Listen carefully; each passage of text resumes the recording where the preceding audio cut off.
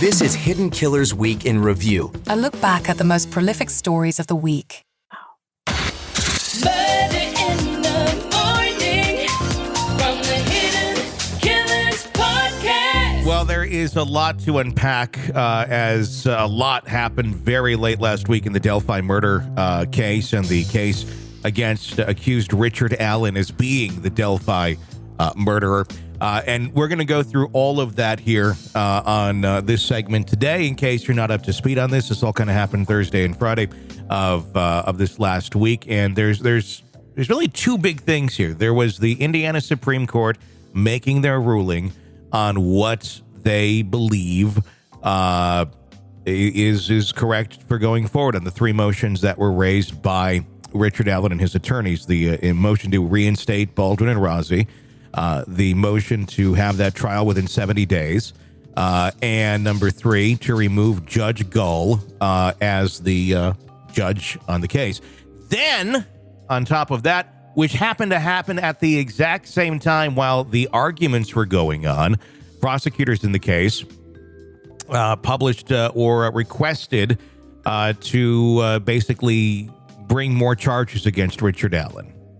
Yeah. Because like you do. I mean, it sounds like the right time to do that. With no evidence whatsoever, but we'll talk about why that's important and why it's shady, and it just does more to point towards there's some sort of conspiracy going on here. Because yeah, it doesn't make any sense. None of it makes any sense at all. Let's start with the Indiana Supreme Court ruling. This is one that you may already know about, but there was those three different motions there that were up for grabs, and the Supreme Court of Indiana agreed with Richard Allen and his attorney that, yes, Andrew Baldwin and Brad Rozzi, his court-appointed counsel, can go back and represent him. So Baldwin and Rozzi are back on the case. Number two, the speedy trial, which he has a right to, which he's being denied right now, basically because of Judge Gull, that they disagreed with. They said, no, we're not going to do this 70 days from now. You're still up for October. Now, that could change. It may have even changed by the time you're hearing this, to be completely honest, because I'm guessing Baldwin and Rozzi are in there filing something of that nature today on Friday for the speedy trial, because they said they were ready to go. Now, the state's not ready to go. We know that. We know Judge Gull isn't ready to go. And it would suck for them if they got this thing off the ground. And they have already been kind of betting that it's going to take till October. But who knows what could happen. But I'm going to guess they're going to try and push this thing back up because, well, Richard Allen has a right to have it moved back up. Constitutionally, he does. So that's been denied by the Supreme Court. That could change. And then number three, Judge Gull being removed from the case and a new special judge appointed, also denied. Again, this is another one that I think could change. And I think the Supreme Court knew that with these last two rulings, and there was a reason they denied them. Not necessarily because they thought that they were wrong in making these requests, but because they don't want to be the ones that make it happen. There's other mechanisms already in place, it seems, for these things to actually happen without it being the Indiana Supreme Court saying, you have to do this. That being Judge Gull being removed from the case, they said, no, she doesn't have to be removed. But you do remember just the other week, she was appointed to a higher position, which will require more time and more work, and would essentially give her an out if she wanted it. She could say, oh, guys, this is just too much for me. Gosh darn it. I think that this should be a fair trial, wink, wink, and then they'll get somebody else in there, which could very well happen. I would not be surprised if those last two things happen by their own fruition than by an order of the court. I have a question for you. Yeah.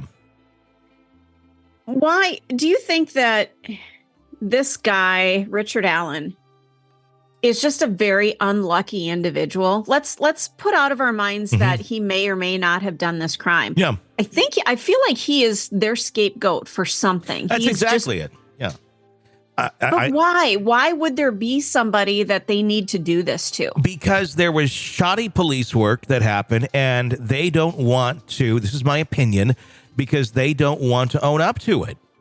because it may make some heads roll. It may make some people lose their jobs. It may make some people really get a bad reputation and never get hired back onto a police force ever again. Although, I mean, look at that world, though, too. I mean, it's like the Catholic Church sometimes. Like, oh, you get fired from here for misconduct? Guess what? Some other place, they need police.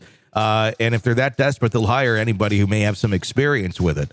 So I don't know. I mean, I think this all goes back to Delphi trying to cover up misdeeds within Delphi, whether they were on purpose or not. They don't want to be exposed for being incompetent, and they're willing to let this guy rot.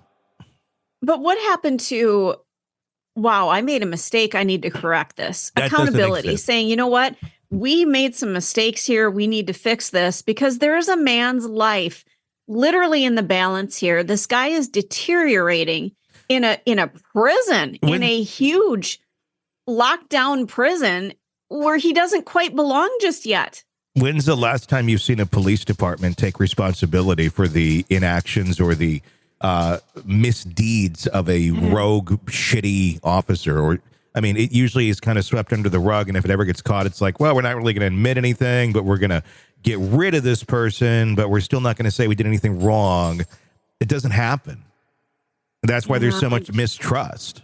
It's like, yeah, I completely agree. Everybody fucks up. I mean, including police, including this and that. And I'm not anti-police here. I'm just saying they fucked up on this. And they were about to get to that Franks hearing where they were going to really dig into Tony Liggett and see exactly what went on and what the evidence was for arresting Richard Allen and charging him with that crime.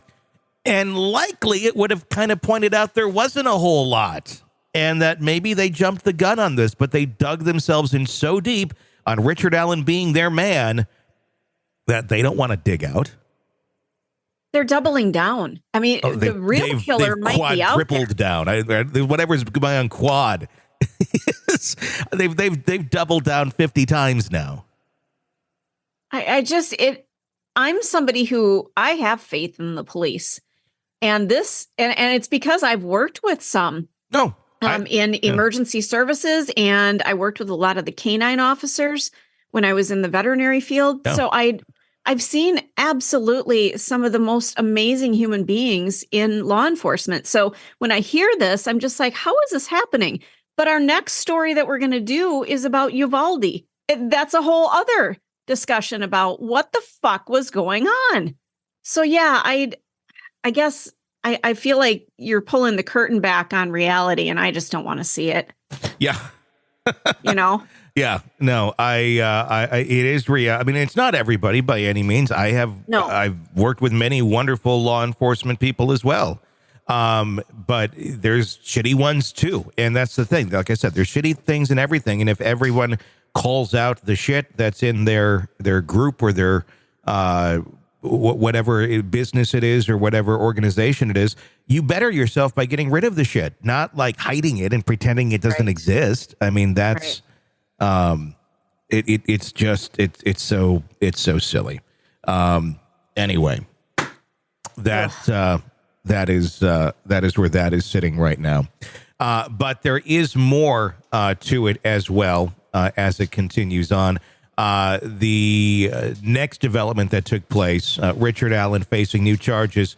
Carroll County Prosecutor's Office, led by Nicholas McClelland, expanded to the charges against Allen, adding 2 counts each of murder and kidnapping in the deaths of Libby German and Abby Williams. Originally in October 2022, Allen was charged with the murder while committing a felony. However, the specific felony in kidnapping of the 2 girls, which was implied in the initial murder charges, was formally added only now. The additional murder charges, as defined under Indiana law, accuse Allen of knowingly or intentionally causing the death of another person. The legal intricacies of these charges are noteworthy, and here's why. The initial charge of murder and the commission of a felony suggests that Allen kidnapped 14-year-old Libby and then 13-year-old Abby, leading them away from the trails near the Monon High Bridge in Delphi. During this alleged kidnapping, the girls tragically lost their lives. Under this charge, the prosecution does not need to establish that Allen was the direct perpetrator of the killings. There's your key line right there. Under this charge, the prosecution does not need to establish that Allen was the direct perpetrator of the killings. I don't even know what the fuck that means. No. Other than it sounds like kind of shady. Like, you don't have to establish that he was the perpetrator, but you can charge. In contrast, the new murder charges explicitly accuse Allen of the act of killing the girls on February 13th, 2017, near the Deer Creek, short distance from the bridge. The implications of these charges are substantial. If Allen is found guilty in all 4 counts of murder, he would face sentencing for only 2 of them as per legal provisions. Each murder charge carries a potential sentence of 45 to 65 years in prison. The kidnapping charges, if proven, could result in an additional 3 to 16 years of imprisonment. McClelland's request to the court to amend the charging information to include these new charges awaits a decision from the special judge, Fran Gull. So Gull gets to decide that one, too. In a related development, Allen's defense attorney came under the spotlight. The representation, this is what we talked about earlier, of them being reinstated. But yeah, so this filing, it's strategic. He stated in his legal pleadings that the amended charges align more closely with the evidence and the probable cause affidavit in the case. Furthermore, he assured that these additional charges would not prejudice Allen's rights, because we've been so concerned with that so far, indicating that Allen and his legal team were previously aware of the potential for new charges. So, yeah, it's like they keep kind of changing where the goalposts are, because it's just as soon as he gets some sort of advantage in another way, like, I don't know, not even advantage, just rights of having chosen representation be there for him as attorneys. Let's change the charges. Make it easier to convict you. I don't know. They don't want this guy talking. Well, and if they keep treating him this way, they're going to get their wish, because he is deteriorating and declining daily. And that's the thing. I mean, that's the weird part about this whole thing is we're looking at this guy. How often do you see it where somebody goes into jail or prison? I guess maybe it happens somewhat, but in a case like this where you're waiting trial, I can't think of a lot of them where he's not old. He was in his 40s, I think. How often do you see someone deteriorate to this level just by going behind bars? Well, and I imagine his age has a lot to do with it. Maybe he was heading toward that, but it would have happened at a slower pace. I don't know. He is not getting what he needs in prison as a human. I feel like there's something else going on there, like let's try and let him die or slowly let him die. And if that works faster than us trying to convict him, then so be it. And I think that they realize there's some issues with convicting him. And there's a lot of appellate issues here. And there's a lot of things he can say because they've done so much damage already that they're hoping that he kicks it in prison. Oh man, I don't know. It's messed up. This week we'll have some interesting conversations with Bob Motta here on the podcast, so be sure to press subscribe.